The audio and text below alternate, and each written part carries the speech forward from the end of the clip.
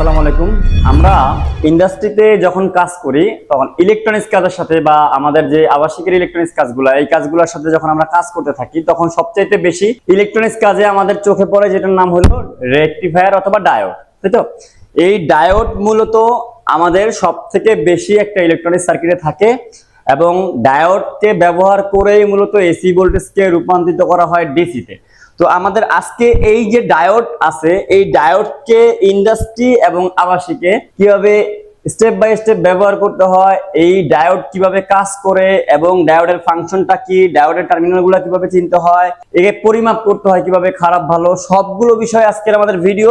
তো ভিডিওটা একটু বড় হলেও আপনারা পুরোপুরি জ্ঞান পেয়ে যাবেন ইনশাআল্লাহ এই ডায়োড সম্পর্কে। ক্লিয়ার? তো দেখেন আমরা ডায়োডকে শুধু পরিচয়ই করাবো না আপনাদের সাথে, এক্ষেত্রে আপনাদের কাজের ক্ষেত্রে যে এক্সপিরিয়েন্সটা আছে সেটাও আপনাদেরকে শেয়ার করবো এবং আপনার অভিজ্ঞতা থেকে আপনাদেরকে শেয়ার করবো, ঠিক আছে?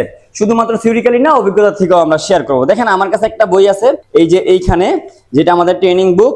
মূলত এইখানে আমাদের চ্যাপ্টার একটা আছে যেটার নাম হলো ডায়োড। ওকে, তো ডায়োডে এটা মূলত দেখতে কেমন? ডায়োডটা দেখতে মূলত এইরকম একটা এরকম একটা কম্পোনেন্ট যার দুইটা প্রান্ত আছে, একটা হলো অ্যানোড প্রান্ত, একটা হলো ক্যাথোড প্রান্ত। ওকে, তো এখানে পজিটিভ এবং নেগেটিভ সিলিকন দ্বারা ব্যবহৃত একটা ডিভাইস, যা সিলিকন ব্যবহার করে বানানো হয়েছে। এইটা মূলত ইন্ডাস্ট্রিতে বা আবাসিকে, সম্পূর্ণ মোবাইলে বা যে কোনো জায়গায় আর কি একেবারে ইজিলি ব্যবহার থাকবেই।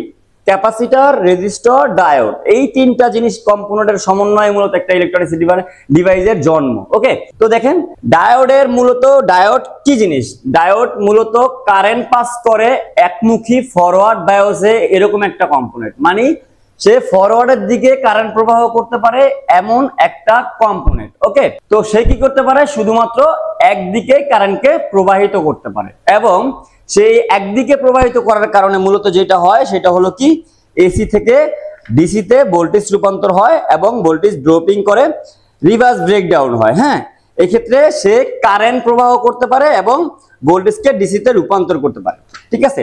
তো ডায়োড মূলত কি হয়?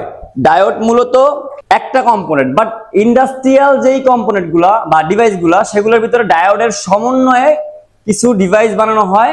সেইগুলো হলো কি কি?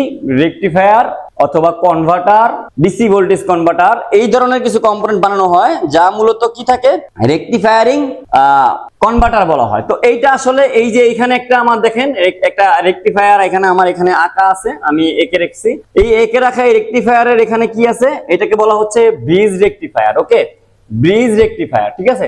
ব্রিজ রেকটিফায়ার এইটা মূলত কয়টা? চারটা ডায়োডের সমন্বয়ে তৈরি একটা কম্পোনেন্ট, একটা মডিউল। ওকে, এখানে দেখেন, এখানে এই যে একটা ডায়োড আছে, এই যে একটা ডায়োড আছে, এই ভিতরে একটা ডায়োড আছে, এই একটা ডায়োড আছে। তো মূলত দেখেন এইটা কি করে?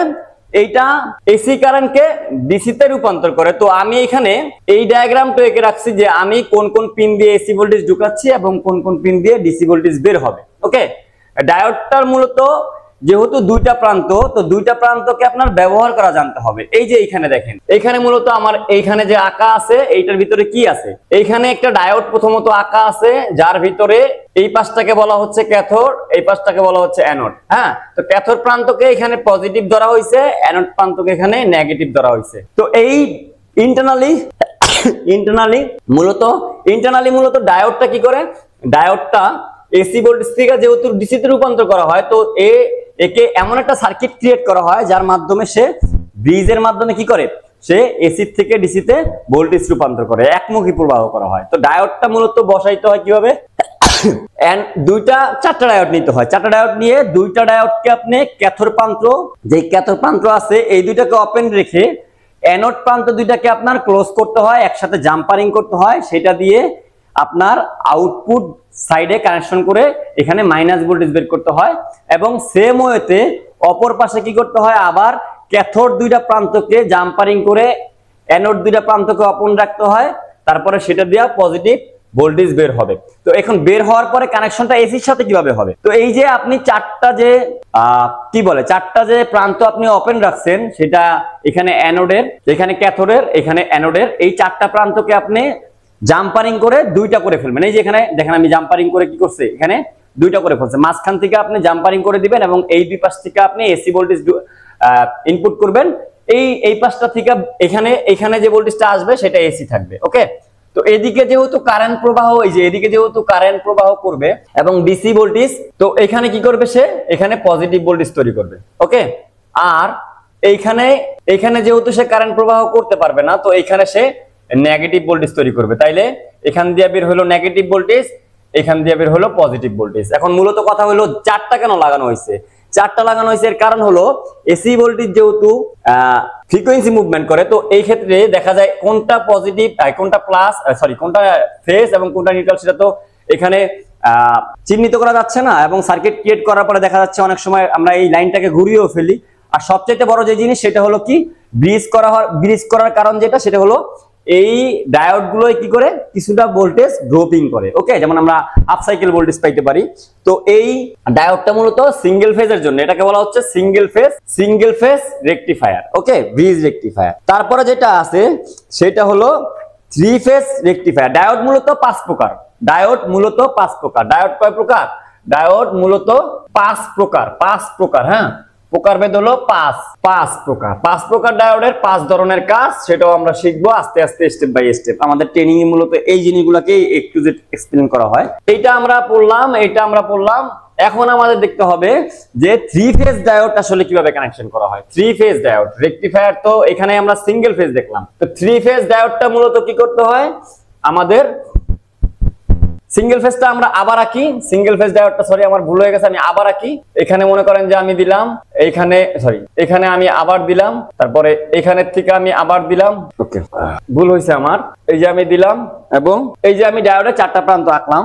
এখন যেটা হবে সেটা হলো এটা হবে আমার কি এসি, এটা হবে এসি, এটা হবে ডিসি, এটা হবে ডিসি। তো আমাদের 3 ফেজ ডায়োডটা মূলত কেমন হবে? 3 ফেজ ডায়োডটা যেটা হবে সেটা হলো, যেটা করতে হবে সেটা হলো আমাদের এখানে এটাকে ধরতে হবে পজিটিভ, এটাকে ধরতে হবে আমাদের কি নেগেটিভ অথবা এন। ঠিক আছে, এটাকে ধরতে হবে পজিটিভ, এটাকে ধরতে হবে নেগেটিভ। তো যেটা হবে ডায়োডের ভিতরে সেটা হবে কি, ডায়োড মূলত এইভাবে কাজ করবে। এটা যেহেতু নেগেটিভ ভোল্টেজ এদিকে, তো ডায়োড মূলত এখানে একটা লাইন থাকবে এবং সেম ওয়েতে এখানে একটা লাইন থাকবে। তাইলে এটা দিয়ে যখন ভোল্টেজ যাবে, এসি ভোল্টেজ, তখন কি হবে, এই পাশ দিয়া প্রবাহ করবে এবং পজিটিভ ভোল্টেজ তৈরি হবে।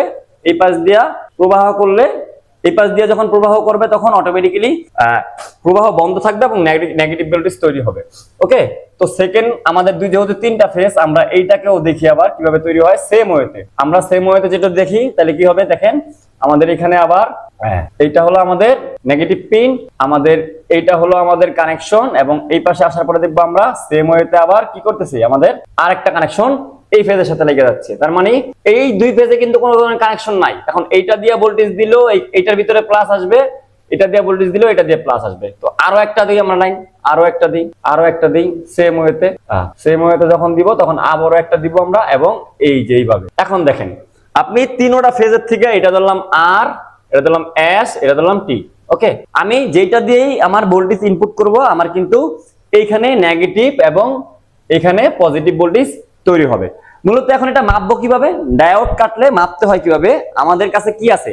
আমাদের কাছে রেকটিফায়ার মাপার জন্য ডায়োড সিলেকশন একটা মোড মিটারে আমরা পাই, এবং সেটা আমরা যখন মাপবো তখন দেখবো যে আমাদের ডায়োডে পরিমাপ করতে হয় কিভাবে। আচ্ছা, অ্যানোড পজিটিভ প্রান্ত এবং ক্যাথোডে আমাদের নেগেটিভ প্রান্ত লাগাইতে হবে। তার মানে এই ডায়োডটা যখন আমরা মাপবো, ধরেন এই পিন নাম্বারটা হলো 2, এই পিন নাম্বারটা হলো 1, এই পিন নাম্বারটা হলো 3, এই নাম্বারটা হলো 4, উদাহরণস্বরূপ। ঠিক আছে, তো আমরা যেটা করব, এই যে 3 আর 4 এটা কি ছিল আমাদের আউটপুট ভোল্টেজ অথবা ডিসি ভোল্টেজ। আমাদের এই এসি ভোল্টেজ দুটাকে আমরা প্রথমত কি করব, আমাদের নেগেটিভ এবং পজিটিভ ভোল্টেজকে আমরা এখানে পজিটিভ নবকে আমরা কানেকশন করব এবং দেখব দুইটার ভিতরে কোনো ধরনের ভ্যালু আছে কিনা। যদি আমাদের ভ্যালু থাকে তাহলে এটা খারাপ। ওকে, এটা খারাপ, 1 নাম্বার। সেম ওয়েতে এইটার ভিতরে আমরা কি দেখব, এটার ভিতরে দেখব এই যে 3টা প্রান্ত আমরা ডায়োড মোডে দেওয়ার পরে আমরা ফেজ 1 এ ধরবো, ফেজ 2 তে ধরবো, দেখবো কোন ধরনের রিডিং আছে কিনা। যদি থাকে তাইলে খারাপ, যদি না থাকে তাইলে ভালো। ওকে, এবং সেম ওয়েতে আমাদের এই ফেজের সাথে আবার এই ফেজকেও আমরা ধরবো, অথবা আমি চাইলে এই ফেজ থেকেই 3 ফেজের ভিতরে কি করতে পারি, নব ধরে ধরে দেখতে পারি কোন ধরনের ভ্যালু আছে কিনা। যদি না থাকে তাইলে এটা ভালো। ওকে, আচ্ছা, এটা গেল আমাদের কি এসি ইনপুট সাইড মাপার যে একটা কি বলে পরিমাপের রূপ এটা। তারপর আমরা দেখবো এখন ডায়োড গুলো ভালো আছে কিনা, মানে আমাদের এসি লাইনটা শর্ট সার্কিট নাই, বাট ডায়োড ভালো আছে কিনা। ডায়োড ভালো আছে কিনা সেইটা মাপতে আমাকে যেটা করতে হবে, আমাকে আবারও মিটারের সেই ডায়োড মোডে যেতে হবে এবং আমাকে প্রথমত অ্যানোড পজিটিভ এবং ক্যাথোড নেগেটিভ। তার মানে আপনি দেখেন এইটা হলো কি, এইটা হলো আমাদের ক্যাথোড সাইড, এটা ক্যাথোড সাইড। তো ক্যাথোড সাইডে আমাদের কি ধরতে হবে, এই ক্যাথোড সাইডে ধরতে হবে আমাদের ক্যাথোড সাইডে ধরতে হবে আমাদের পজিটিভ, নেগেটিভ যেই প্রান্তটা আছে সেইটা, নেগেটিভ যেই প্রান্তটা আছে সেইটা, এবং পজিটিভ সাইডে আমাদের ধরতে হবে কি, এই যে এই পাশে ধরতে হবে কি, আমাদের ধরতে হবে পজিটিভ নব। ওকে, এইভাবে মূলত আমরা ডায়োডকে মাপতে পারি। ঠিক আছে, আমাদের এইখানে মাপটা দেখানো আছে, দেখেন আমাদের ডিপ দিয়েও আমরা মাপতে পারি এবং ডায়োড মোড দিয়েও মাপতে পারি। আমরা যেটা করব সেটা রিভার্স বায়াস দেখবো এবং ফরওয়ার্ড বায়াস দেখবো। ফরওয়ার্ড বায়াস কিভাবে দেখবো এবং রিভার্স বায়াস কিভাবে দেখবো, আমাদের ডায়োডের যে কন্টিনিউটি মাপার যেই ডায়োড মোডটা আছে সেটার ভিতরে আমরা যেটা করব সেটা হলো, আমরা এই যে দুইটা মিটারের নব দেখা যাচ্ছে, এই নব দুইটাকে কি করব, আমাদের কাজ হলো এই নব দুইটার মাধ্যমে আমাদের যেই প্রত্যেকটা ডায়োড, এই যে যেমন এইটা হলো, এটা কি ফেজ, এটা হলো আমাদের টি ফেজ। টি ফেজের সাথে আমরা প্রথমত যে আমাদের একটা নেগেটিভ ধরলাম, আমরা এটা নেগেটিভ ধরলাম। তো আমরা নেগেটিভ ধরার পরে দেখবো এই যে আউটপুটটা আছে, মানে এই যে প্লাস আউটপুটটা আছে সেটার ভিতরে আমাদের কি পজিটিভ পিন ধরার পরে কোনো ধরনের ভ্যালু আছে কিনা। যদি পজিটিভ পিন ধরার পরে কোনো ধরনের ভ্যালু থাকে তাইলে এইটা কি খারাপ। ওকে, এটা খারাপ। সেম ওয়েতে আমি তিনোটা দেখবো, তিনোটা যদি থাকে তাইলে খারাপ, আর যদি না থাকে তাইলে ভালো। মানে এই পাশে আপনি পজিটিভ নব ধরছেন আর এই পাশে নেগেটিভ নব। সেম ওয়েতে আবার এই নবটাকে ঘুরিয়ে আপনি এই পাশে ধরবেন পজিটিভ নব, এই পাশে ধরবেন নেগেটিভ নব। ওকে, সেম ওয়েতে আবার এই পাশেও থাকবে না। আর যদি আপনি এই পাশে পজিটিভ ধরছেন আর এই পাশে ধরছেন আপনি নেগেটিভ, সেম ওয়েতে শুধুমাত্র পজিটিভটা আবার এই নেগেটিভ প্রান্তে ধরেন, তাহলে দেখবেন কি আপনি একটা রিডিং পাচ্ছেন, এই ডায়োডের যে ভ্যালুটা সেটা আপনাকে দেখাবে। সেম ওয়েতে আপনি এই 6টা জিনিসকে পরিমাপ করবেন, 6টা। ওকে, আমরা একটা ভিডিও ইউটিউবের লিংক দিয়ে দিব এই ভিডিওর নিচে, কিভাবে ডায়োড মাপতে হয় প্র্যাকটিক্যালি। 6টার ভিতরে দিবেন এবং 6টা ডায়োড আপনাকে দেখতে হবে খারাপ আছে কিনা আর ভালো আছে কিনা। ওকে, এরপরে যেটা করবেন সেটা হলো আপনি নেগেটিভ এবং পজিটিভ প্রান্তকে এই নেগেটিভ পজিটিভের সাথে আপনি কানেকশন করবেন, মানে দেখবেন, ধরে দেখবেন।